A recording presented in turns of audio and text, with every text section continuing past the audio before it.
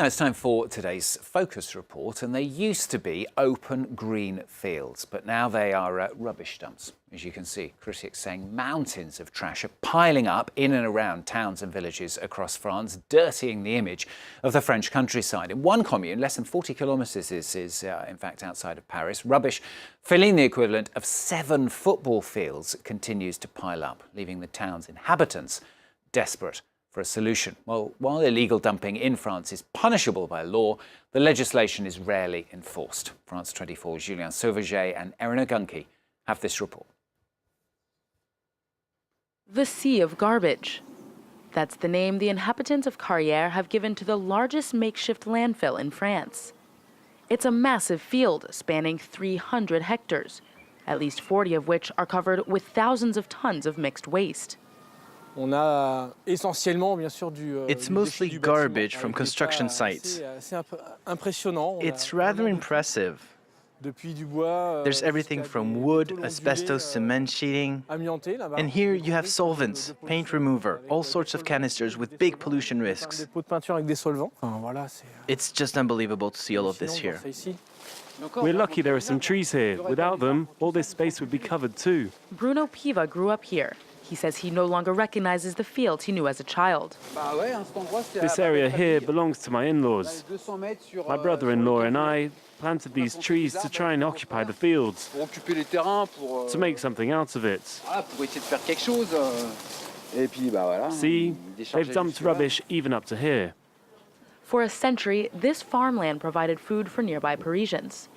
But eventually, the soil yielded less return. Wastewater from Paris was then used as a fertilizer. But the hasty solution came with harmful repercussions. The water was filled with heavy metals that polluted the soil. And in response, a governmental decree in 2000 banned all farming here. Then, the field's abandonment gradually led to illegal dumping, and public officials did nothing to stop it. Outraged by the state's inaction, Alban and Bruno created a collective and published videos online to bring attention to the situation. We're going to try to clean up parts of it, not all of it, of course. There are people who live here and didn't even know this was happening.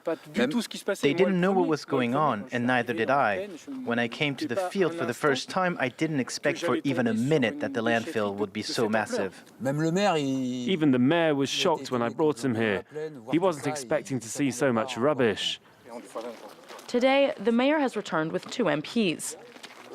They've been commissioned by the Environment Ministry to write a report on illegal dumping. They are joined by a group of local residents.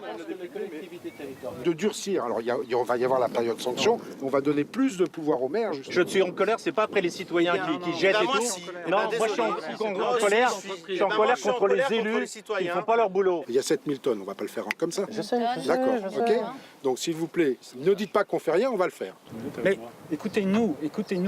Il nous semble que la première des priorités, c'est de fermer les accès une bonne fois pour toutes et de les sécuriser. For those people who don't want to pay the real price for dumping their waste, at least €100 a ton and €500 a ton for waste containing asbestos, well, you can be sure that these people are going to find another way to come and dump here. Pourquoi est-ce qu'aujourd'hui la loi n'est pas appliquée? C'est compliqué pour les maires. It's a difficult task for mayors. It's hard to catch people in the act. The courts are saturated, and when some people are caught, they escape justice. Why? Because it's their first offense. And in such a case, the system is forgiving. You can't just throw everyone in prison. Officials in Carrière say they'll clear the rubbish from the field by autumn. But elsewhere in France, garbage continues to pile in other makeshift landfills. The mayor of this town was exasperated at the justice system's inaction in the face of a growing number of illegal dumping grounds. So he took matters into his own hands by returning the waste to its original owner. It's a radical course of action he films and posts online. Et donc nous allons appeler cette personne et nous allons lui demander de venir récupérer ce qui lui appartient. Sinon, nous ferons nous-mêmes la livraison à domicile.